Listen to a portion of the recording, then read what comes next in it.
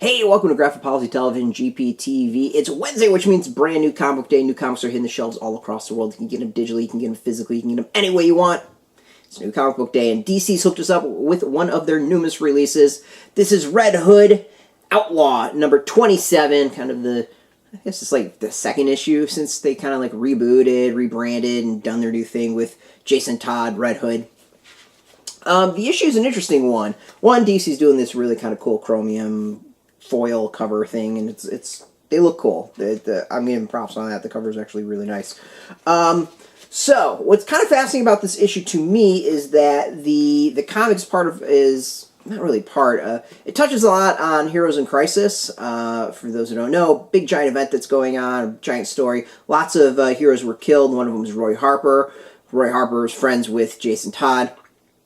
You know there was going to be fallout somehow. And this issue kind of what deals with that. I don't really see anywhere where it kind of hypes up the Heroes in Crisis tie-in, which is interesting.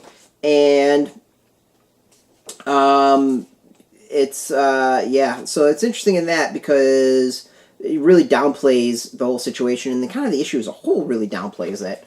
So it's written by Scott Lobdell with Pete Wood's art, Troy Peteri is letterer, Yasmin Putri is variant cover, Mary Javin's group editor, and Rob Levin is the editor. It's the part 2 of Outlaw, so it's actually a break from the storyline that's going on. And the comic is interesting. It's like, basically, it's picking up in the story that has to do with this outlaw stuff, and then it's interrupted for him to get the news broken to him about his friend dying. And then he kind of just like picks up and continues with the story.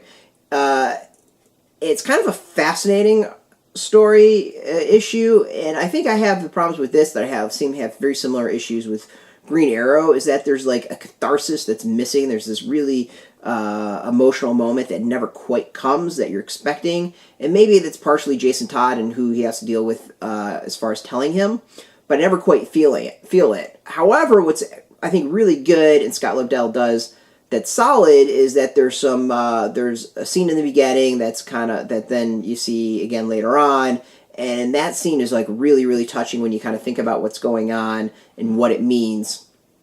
That is really great.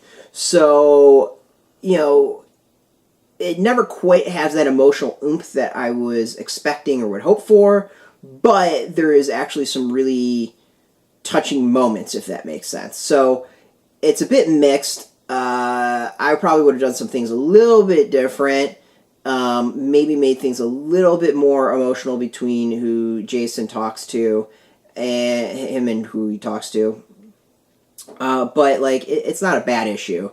It's kind of like Green Arrow. It's just if something was missing. I'm still not quite 100% sure exactly what for either of them, but definitely I kind of walked away not quite having the emotional response that I would hope to have, which is to be like slightly verklempt.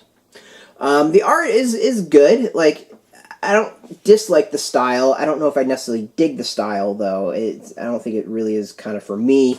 But it's not bad. I actually really dig the coloring though. I think the lighting and the coloring of it is kind of cool, and it reminds me a little of like an animated sense to it. So that's cool. Like I actually dig that aspect of it. I don't know if I just dig the style.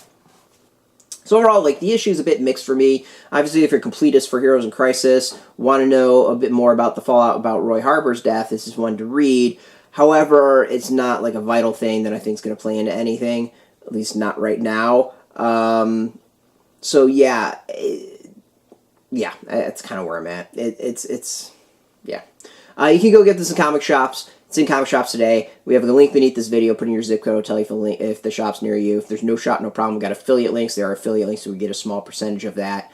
By doing that, you'll support our site. I want to thank DC for hooking us up with the review copies. Always appreciate it, and we like to be transparent as what we get for free, so you can make a decision on how much you can weigh our reviews. And thank you for watching as always. Now, if you're into DC, if you're into comics in general, check us out every single day at graphicpolicy.com. We're on Twitter, Facebook, YouTube, Tumblr, all at Graphic Policy, keeping it nice and consistent.